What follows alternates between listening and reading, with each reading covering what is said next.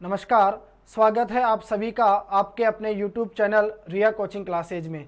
नमस्कार प्यारे मित्रों, हम लोग बात कर रहे थे विज्ञान विषय के अंतर्गत मानव उत्सर्जन तंत्र के बारे में, जिसमें हमने पार्ट 1 पढ़ लिया था और उसके दौरान हमने बात की थी कि मानव उत्सर्जन तंत्र के जो महत्वपूर्ण अंग है, सबसे पहले हमने पढ़ा था वृक्क के बारे में। दोस्तों, वृक्क में हमने पढ़ा कि वृक्क की जो कार्यात्मक इकाई होती है वह नेफ्रॉन होती है, जिसे उत्सर्जी इकाई के नाम से भी जाना जाता है। तो लास्ट हमने बात की थी कि ये जो नेफ्रॉन होता है, इस नेफ्रॉन के दो कार्य होते हैं। एक कार्य तो ये होता है, ये क्या करता है, रुधिर से उत्सर्जी पदार्थों को हटाने में मदद करता है, जिसके बारे में अभी हम लोग आज की क्लास में डिटेल से पढ़ेंगे। और एक हमने बात की थी कि रुधिर में आवश्यक पोषक तत्वों को बनाए रखता है। तो दोस्तों, आप लोग याद रखना, रुधिर से उत्सर्जी पदार्थों को हटाने की जो क्रिया है ये दो प्रकार की होती है। सबसे पहले हम लोग बात करेंगे निस्यंदन क्रिया के बारे में। तो आज दोस्तों हम लोग शुरुआत करेंगे निस्यंदन क्रिया। देखिए, दो बातों का आप लोग ध्यान रखना दोस्तों कि हमारे शरीर के अंदर जो रुधिर पाया जाता है, उस रुधिर से जब हम इन उत्सर्जी पदार्थों को अलग करते हैं तो उसकी दो क्रिया होती है। एक तो हमारे पास में आता है निस्यंदन और दूसरा हम लोग बात करते हैं दोस्तों पुनरावशोषण के बारे में। तो देखिए, सबसे पहले हम बात करेंगे निस्यंदन की। तो याद रखना, निस्यंदन की जो क्रिया है दोस्तों, ये कहाँ पूर्ण होती है, ये पूरी होती है केशिका गुच्छ में। केशिका गुच्छ। तो सबसे पहली चीज आपको ये ध्यान रखनी है दोस्तों कि ये जो निस्यंदन की क्रिया है, निस्यंदन की क्रिया कहाँ पूर्ण होती है, ये पूरी होती है दोस्तों कहाँ, इस भाग में पूरी होती है केशिका गुच्छ में। देखिए, केशिका गुच्छ की यदि हम बात करें तो दोस्तों ये जो केशिका गुच्छ है, ये एक छन्नी की तरह होता है। केशिका गुच्छ किसकी तरह होता है, एक छन्नी की तरह होता है। याद रखना, हर मिनट में, यानी हम लोग कह सकते हैं कि प्रत्येक मिनट में हमारे रुधिर का लगभग 1 लीटर भाग, और उस 1 लीटर भाग में 500 मिलीलीटर मात्रा किसकी होती है दोस्तों, ये होती है आपके प्लाज्मा की। तो आप लोग ध्यान रखना कि प्रत्येक मिनट में हमारे रुधिर का जो लगभग 1 लीटर भाग होता है वो किससे होकर बहता है दोस्तों, वह इस केशिका गुच्छ से होकर बहता है। क्लियर। तो सबसे पहले हमने बात की कि निस्यंदन की जो क्रिया है, ये निस्यंदन की क्रिया कहाँ पूर्ण होती है, ये पूरी होती है केशिका गुच्छ के अंदर। केशिका गुच्छ जो है दोस्तों, ये एक छन्नी की तरह होता है और हर मिनट में, यानी प्रत्येक मिनट के अंदर हमारे रुधिर की 1 लीटर मात्रा, जिसमें 50 मिलीलीटर मात्रा किसकी होती है, प्लाज्मा की होती है, वो किससे होकर बहती है दोस्तों, इससे होकर बहती है कोशिका गुच्छ से। याद रखना, जब वह इससे होकर बहती है यानी छनती है, तो उसके दौरान रुधिर का लगभग कितना प्रतिशत भाग छनता है, तो आपको ध्यान रखना है रुधिर का लगभग 10% भाग इसके दौरान क्या होता है दोस्तों, छनता है। अब देखिए, हमारे शरीर के अंदर दोस्तों दो प्रकार की धमनिका हमारे पास यहाँ काम में आती है। एक तो होती है अभिवाही, एक आएगी हमारे पास अभिवाही धमनिका, और दूसरी आती है दोस्तों हमारे पास अपवाही धमनिका। देखिए, ये जो अभिवाही धमनिका होती है दोस्तों, इस अभिवाही धमनिका का जो व्यास है, ये व्यास आप लोग याद रखना किससे बड़ा होता है दोस्तों, अपवाही धमनिका से बड़ा होता है। तो ध्यान रखना, अभिवाही धमनिका का जो व्यास है ये बड़ा होता है किससे, अपवाही धमनिका से। इस कारण क्या होता है दोस्तों, ये जो केशिका गुच्छ होती है, इस केशिका गुच्छ के अंदर रुधिर का दाब क्या हो जाता है, बढ़ जाता है। और रुधिर का दाब बढ़ने के कारण यह जो छन्ने की क्रिया है दोस्तों, वह इसी दाब पर संपूर्ण होती है। और इस क्रिया को किस नाम से जाना जाता है, इसे कहा जाता है अल्ट्रा फिल्ट्रेशन के नाम से दोस्तों इसको जाना जाता है। याद रखना किस नाम से जाना जाता है इसको, अल्ट्रा फिल्ट्रेशन के नाम से इसे जाना जाता है। ठीक है, अब देखिए दोस्तों, अल्ट्रा फिल्ट्रेशन के दौरान क्या होता है, आप लोग ध्यान में रखना। सबसे पहली चीज़ तो आपको ये ध्यान में रखनी है कि दो धमनिका हमारे पास काम में आई। एक तो कौन सी आई, अभिवाहिका, ठीक है, एक तो अभिवाही, और एक कौन सी आई, अपवाही। ये जो अभिवाही धमनिका होती है इसका व्यास बड़ा होता है, किससे, अपवाही धमनिका से। इस कारण क्या होता है दोस्तों, हमारा जो रुधिर होता है उस रुधिर का दाब बढ़ जाता है, किसके कारण, इसके अंदर कोशिका गुच्छ में। जब कोशिका गुच्छ में रुधिर का दाब बढ़ जाता है तो ये जो छन्ने की क्रिया है वह इसी दाब के ऊपर संपूर्ण होती है, और इस कारण इसे हम लोग क्या नाम देते हैं, अल्ट्रा फिल्ट्रेशन, इसको हम नाम देते हैं। अब देखिए दोस्तों, अल्ट्रा फिल्ट्रेशन के दौरान क्या होता है, हमारा जो रुधिर होता है उस रुधिर से जल, ग्लूकोज और अन्य जो खनिज लवण होते हैं, ये खनिज लवणों का क्या होता है दोस्तों, ये खनिज लवण इसके दौरान क्या होते हैं, छनते हैं। ठीक है, तो ध्यान रखना, ये जो फिल्ट्रेशन है, इस अल्ट्रा फिल्ट्रेशन के दौरान क्या होता है, जल, ग्लूकोज और खनिज लवण ये चीज़ें छनती है। तो इस प्रकार ये जो हमें इसके छनने से जो द्रव प्राप्त होता है, इस द्रव को हम लोग क्या नाम देते हैं दोस्तों, इसे कहा जाता है निश्चंद। इसे क्या कहा जाता है दोस्तों, इसे निश्चंद कहा जाता है। क्लियर। अब देखिए, इसके बाद जो दूसरी हमारे पास विधि आती है वो विधि कौन सी आती है दोस्तों, तो दूसरे नंबर पे हमारे पास विधि आती है पुनरावशोषण। दूसरी विधि कौन सी आएगी, तो दूसरी विधि काम में आएगी दोस्तों, यह आएगी पुनरावशोषण।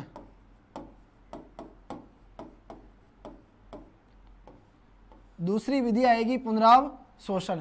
देखिए, ये जो निश्चंद हमने बात की, ये निश्चंद क्या होता है दोस्तों, आगे जाकर किस में इकट्ठा होता है, यह बोमेन संपुट की गुहा में इकट्ठा होता है। याद रखना, अल्ट्रा फिल्ट्रेशन के दौरान क्या होता है, हमारा जो रुधिर होता है उस रुधिर से दोस्तों जल और जैसे हमने बात की ग्लूकोज और खनिज लवणों का क्या होता है, ये इसके दौरान छनते हैं, और छनने पर जो हमें द्रव प्राप्त होता है उसे निश्चंद कहा जाता है।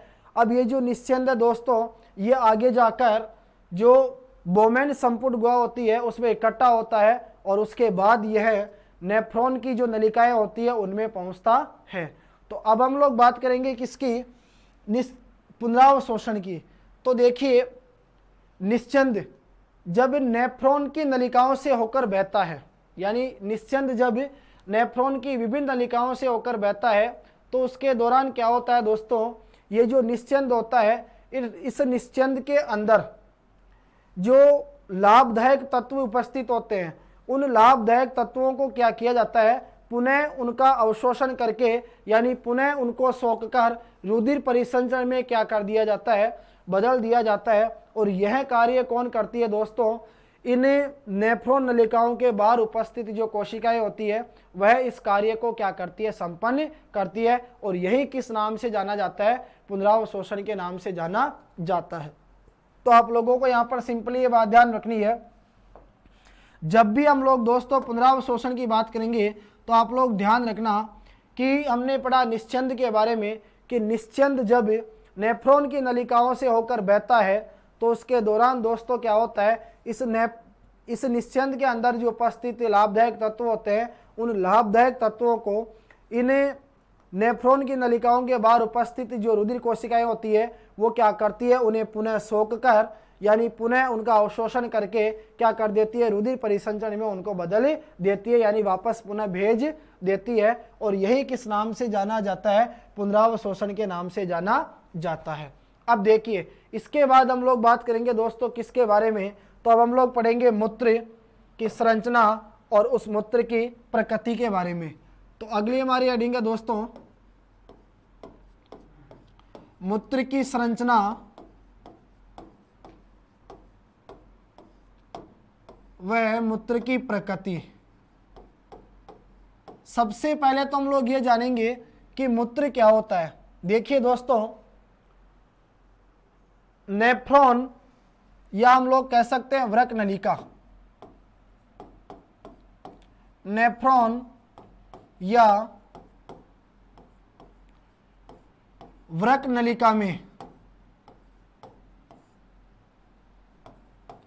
हमारे रुधिर से छनकर आए हुए जल और अन्य जो उत्सर्जी पदार्थ होते हैं उनका जो मिश्रण होता है वही क्या कहलाता है दोस्तों, मूत्र कहलाता है। तो आप लोग याद रखना कि नेफ्रॉन या वृक्क नलिका में रुधिर से छनकर आए हुए जल और अन्य उत्सर्जी पदार्थों का जो मिश्रण होता है वही क्या कहलाता है, मूत्र कहलाता है। यदि हम बात करें तो याद रखना ये जो मूत्र है ये कैसा होता है दोस्तों, मूत्र होता है पारदर्शी, यानी इसके आर पार देखा जा सकता है। और यदि हम इसके रंग की बात करें तो याद रखना मूत्र का जो रंग है ये कैसा होता है, हल्का पीला। हमारा जो मूत्र होता है दोस्तों ये कैसा होता है, हल्के पीले रंग का होता है। अब हमारा प्रश्न ये बनता है कि हमारे मूत्र के दौरान गंध आती है, ये गंध हमें किसके कारण महसूस होती है। तो आप लोग याद रखना मूत्र के अंदर जो गंध आती है ये गंध हमें इस मूत्र में उपस्थित जो कार्बनिक पदार्थ होते हैं उनके कारण महसूस होती है। इंपॉर्टेंट प्रश्न हमारा ये बनता है कि हमारे मूत्र का जो रंग है ये पीला क्यों होता है। तो आप लोग याद रखना दोस्तों, हमारे रुधिर के अंदर एक हीमोग्लोबिन नामक वर्णक पाया जाता है और इसी हीमोग्लोबिन नामक वर्णक के कारण हमारे रुधिर का जो रंग है ये कैसा होता है दोस्तों, लाल होता है। तो याद रखना हीमोग्लोबिन के अपघटन से, जब हीमोग्लोबिन का अपघटन होता है दोस्तों तो उसके दौरान एक वर्णक का निर्माण होता है और उस वर्णक को हम लोग क्या नाम देते हैं, यूरोक्रोम। यूरोक्रोम। तो सबसे पहले आप लोग ध्यान रखना कि नेफ्रॉन या वृक्क नलिका में हमारे रुधिर से छनकर आए हुए जल और अन्य उत्सर्जी पदार्थों का जो मिश्रण होता है उसे मूत्र कहा जाता है। मूत्र पारदर्शी होता है, हल्के पीले रंग का होता है। मूत्र का रंग हल्का पीला क्यों होता है, तो आप लोग याद रखना कि जब हीमोग्लोबिन का अपघटन होता है तो हीमोग्लोबिन के अपघटन के दौरान एक वर्णक का निर्माण होता है जिसे क्या कहा जाता है, यूरोक्रोम कहा जाता है। और इसी यूरोक्रोम के कारण हमारे मूत्र का जो रंग है वो कैसा होता है, पीला होता है। मूत्र के दौरान हमें गंध महसूस होती है, ये गंध किसके कारण महसूस होती है, इस मूत्र में उपस्थित कार्बनिक पदार्थों के कारण।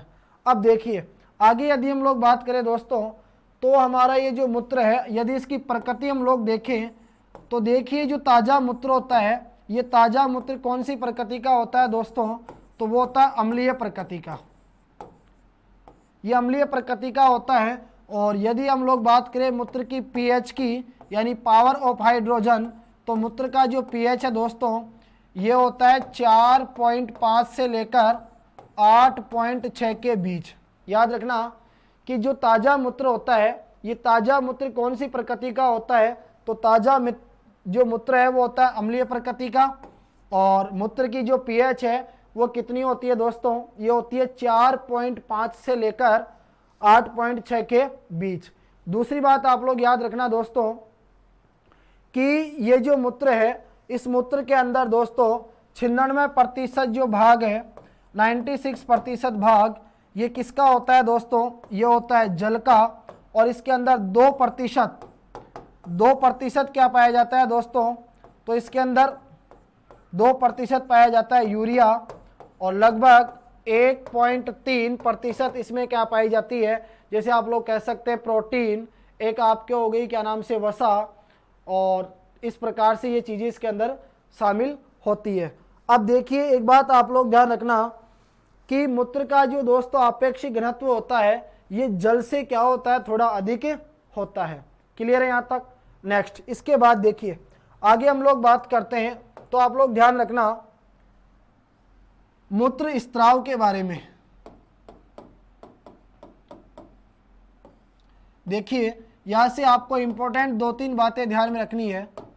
आप लोग मुझे बताइए, जब हमारे शरीर के अंदर मूत्र स्त्राव की मात्रा बढ़ जाती है तो उसे क्या कहा जाता है। ये इंपॉर्टेंट प्रश्न आता है हमारा कि मूत्र स्त्राव की मात्रा का बढ़ना बताइए क्या कहलाता है।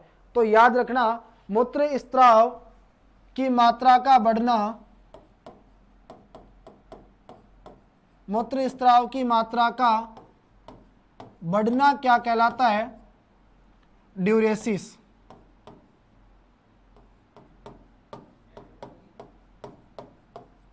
ड्यूरेसिस कहलाता है। और देखिए ऐसे पदार्थ जो इसे इस चीज के लिए क्या करते हैं, क्रियान्वित करते हैं, यानी उसको उत्तेजित करते हैं बढ़ने हेतु, उन पदार्थों को क्या कहा जाता है दोस्तों?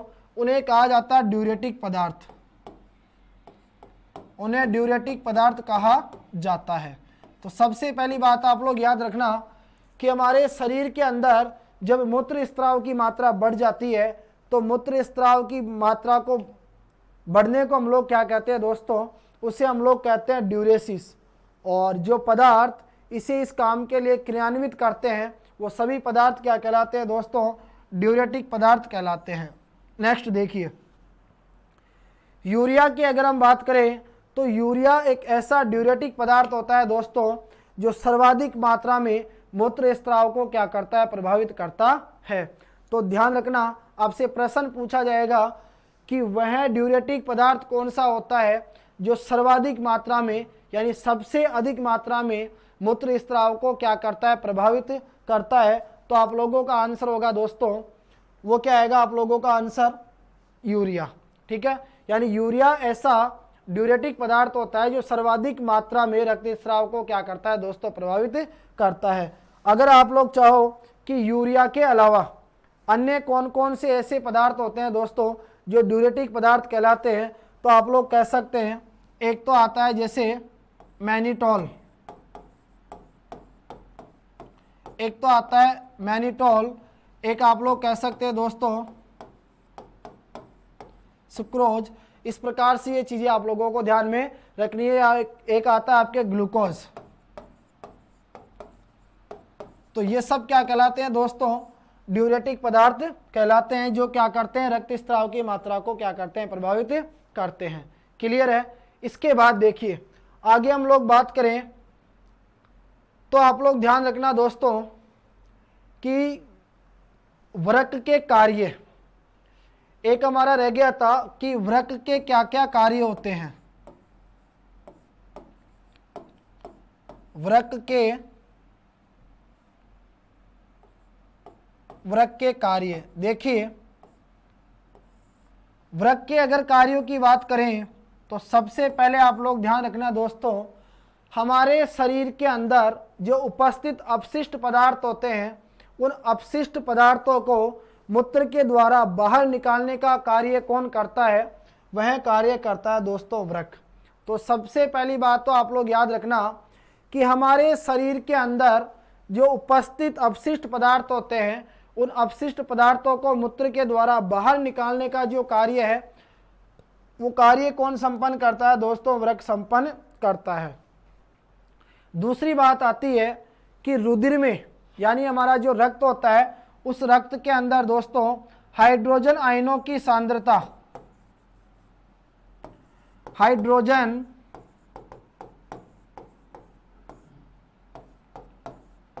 आयनों की सांद्रता, जिसको हम लोग पीएच कहते हैं, इसको भी नियंत्रित करने का कार्य कौन करता है? तो वो कौन करता है दोस्तों? वृक्क। तीसरी बात आप लोग याद रखना कि हमारे रक्त का जो दाब होता है जिसे हम लोग क्या कहते हैं? परासरणी दाब। इस परासरणी दाब को नियंत्रित करने का कार्य भी कौन करता है दोस्तों? वृक्क करता है। तो सबसे पहले हमने बात की कि वृक्क क्या करता है? हमारे शरीर के अंदर उपस्थित जो अपशिष्ट पदार्थ होते हैं उनको मूत्र के द्वारा बाहर निकालता है। और दूसरे हमने बात की कि रुधिर में हाइड्रोजन आयनों की सांद्रता को नियंत्रित करता है और रक्त का जो परासरणी दाब होता है उसको भी क्या करता है? नियंत्रित करता है। एक बात आती है कि जो बाहरी पदार्थ होते हैं जैसे दवाइयाँ और विष, ये ऐसे पदार्थ होते हैं दोस्तों जिनका हमारे शरीर के अंदर कोई भी क्या नहीं होता है? प्रयोजन नहीं होता है। तो इनका भी निष्कासन करने का कार्य कौन करता है? वृक्क करता है। और एक अहम कार्य ये होता है कि हमारे शरीर के अंदर जल की निश्चित मात्रा को बनाए रखने का कार्य भी कौन करता है? वृक्क करता है। नेक्स्ट देखिए, हम लोग बात कर रहे हैं कि मानव के उत्सर्जन तंत्र के बारे में, जिसमें हम लोग पढ़ रहे हैं कि मानव के जो उत्सर्जन तंत्र है, उस मानव के उत्सर्जन तंत्र के महत्वपूर्ण भाग कौन कौन से हैं। तो सबसे पहले हमने बात की वृक्क के बारे में। वृक्क के बाद में देखिए दूसरे नंबर पे अब हमारे पास आता है दोस्तों फेफड़ा, लंग्स। देखिए अगर हम फेफड़ों की बात करें तो आप सभी को मालूम है कि ये जो फेफड़े हैं ये किससे संबंधित है दोस्तों? ये हमारे श्वसन तंत्र से संबंधित है। परंतु आप लोग याद रखना, फेफड़े उत्सर्जन का कार्य भी करते हैं। तो ये जो हमारे शरीर के अंदर लंग्स पाए जाते हैं, फेफड़े, ये दो प्रकार के गैसीय पदार्थों का क्या करते हैं दोस्तों? उत्सर्जन करते हैं। और वो दो प्रकार के गैसीय पदार्थ कौन कौन से हैं? एक तो हमारे पास आती है CO2 गैस, कार्बन डाइऑक्साइड, और एक क्या आती है दोस्तों हमारे पास? जलवाष्प। तो ये इंपॉर्टेंट बात आप लोग याद रखना कि फेफड़े दो प्रकार के जो हमारे पास गैसीय पदार्थ होते हैं, इनका क्या करते हैं? उत्सर्जन करते हैं। और ये दो प्रकार के गैसीय पदार्थ कौन कौन से हैं? एक तो आता है CO2 कार्बन डाइऑक्साइड, और एक क्या आती है दोस्तों हमारे पास? जलवाष्प। इसके बाद देखिए फेफड़ों के बाद हम लोग बात करेंगे त्वचा के बारे में, यानी हमारी इसमें तीसरा आता है दोस्तों त्वचा। यह हो गई हमारी स्किन। देखिए अगर त्वचा की बात करें तो आपको मालूम है दोस्तों हमारी त्वचा के ऊपर दो प्रकार की ग्रंथियां पाई जाती है। एक ग्रंथि हमारे पास आती है जिसे हम लोग कहते हैं, कौन सी ग्रंथियां? ये आती है तैलीय ग्रंथियां। एक तो आती है दोस्तों कौन सी ग्रंथियां? तैलीय ग्रंथियां। याद रखना ये जो तैलीय ग्रंथियां होती है, ये तैलीय ग्रंथियां किसका स्त्रावण करती है? तो ये करती है दोस्तों सीबम का स्त्रावण। प्रश्न पूछा जाएगा आपसे कि बताइए सीबम का स्त्रावण कौन सी ग्रंथियों के द्वारा होता है? तो आपका करेक्ट आंसर होगा किसके द्वारा? तैलीय ग्रंथियों के द्वारा। और एक आती है दोस्तों हमारे पास श्वेत ग्रंथियां। ये जो श्वेत ग्रंथियां होती है दोस्तों, ये श्वेत ग्रंथियां किसका स्त्रावण करती है?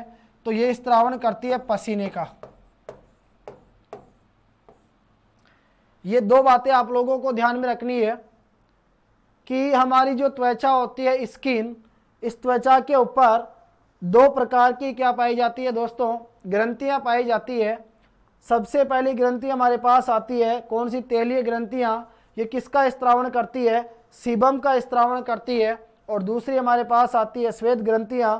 श्वेत ग्रंथियां किसका स्त्रावण करती है दोस्तों? पसीने का स्त्रावण करती है। यदि हम लोग त्वचा के बाद में बात करें तो देखिए त्वचा के बाद में चौथे नंबर पे हमारे पास आता है, वो आ जाएगी दोस्तों हमारा यकृत। देखिए यकृत के बारे में हमने पहले पढ़ लिया और डिटेल से हमने अध्ययन की थी पाचन तंत्र के दौरान। यहाँ ध्यान रखना दोस्तों, यकृत भी किसका कार्य करता है? उत्सर्जन का कार्य करता है। यकृत कोशिकाएं क्या करती है? हमारे शरीर के अंदर आवश्यकता से अधिक मात्रा में एमिनो अम्ल और अमोनिया को, एक तो आता है एमिनो अम्ल और एक क्या आता है दोस्तों? अमोनिया। इनको किसमें परिवर्तित करती है? इनको यूरिया में क्या करती है? परिवर्तित करती है। तो ध्यान रखना कि यकृत कोशिकाएं जो होती है ये आवश्यकता से अधिक मात्रा में एमिनो अम्ल व यकृत को यूरिया में परिवर्तित करके क्या करती है दोस्तों? उत्सर्जन के कार्य में अपनी महत्वपूर्ण भूमिका निभाती है। और इसी प्रकार लास्ट एंड फाइनल हमारे पास आता है 5वें नंबर पे आंत। हमने बात की थी दोस्तों जब पाचन तंत्र पढ़ा था कि आंत जो होती है ये दो प्रकार की होती है, एक आती है छोटी आंत और एक आती है बड़ी आंत। तो याद रखना दोस्तों आंत की जो दीवारें होती है, इन आंत की दीवारों में क्या नाम से इन रक्त कोशिकाओं का क्या पाया जाता है? जाल पाया जाता है। ठीक है। दूसरी बात याद रखना, आंत क्या करती है दोस्तों? अनपचा जो भोजन होता है, यानी ऐसा भोजन जो हमारे शरीर के अंदर पचता नहीं है, उस अनपचे भोजन का हमारे शरीर से बाहर उत्सर्जन करने का कार्य जो है वो किसके द्वारा संपन्न होता है? आंत के द्वारा संपन्न होता है। तो प्यारे मित्रों, इस प्रकार ये हमारा आज जो मानव उत्सर्जन तंत्र है वो हमने कंप्लीट पढ़ा, जिसमें हम लोगों ने 5 चीज़ों के बारे में अध्ययन किया। सबसे पहले हमने पढ़ा कि मानव का जो ये उत्सर्जन तंत्र होता है, इसका सबसे महत्वपूर्ण भाग कौन सा होता है? वृक्क। वृक्क के बाद में हमने बात की किसके बारे में? फेफड़ों के बारे में। उसके बाद हमने पढ़ा हमारी त्वचा के बारे में, फिर हमने बात की यकृत के बारे में, और लास्ट एंड फाइनल हमने क्या पढ़ा दोस्तों? आंत के बारे में। तो इस प्रकार आज ये हमारा मानव उत्सर्जन जो तंत्र था वो कंप्लीट हो गया। अगली जो हमारी क्लास रहेगी दोस्तों, उसमें हम लोग नया टॉपिक की शुरुआत करेंगे, और नया टॉपिक जो हमारा रहेगा वो होगा मानव का प्रजनन तंत्र, जिसमें हम लोग पढ़ेंगे नर प्रजनन तंत्र और मादा तंत्र, एक आएगा हमारा मादा प्रजनन तंत्र। तो तब तक के लिए आप सभी प्यारे मित्रों को जय हिंद, जय भारत।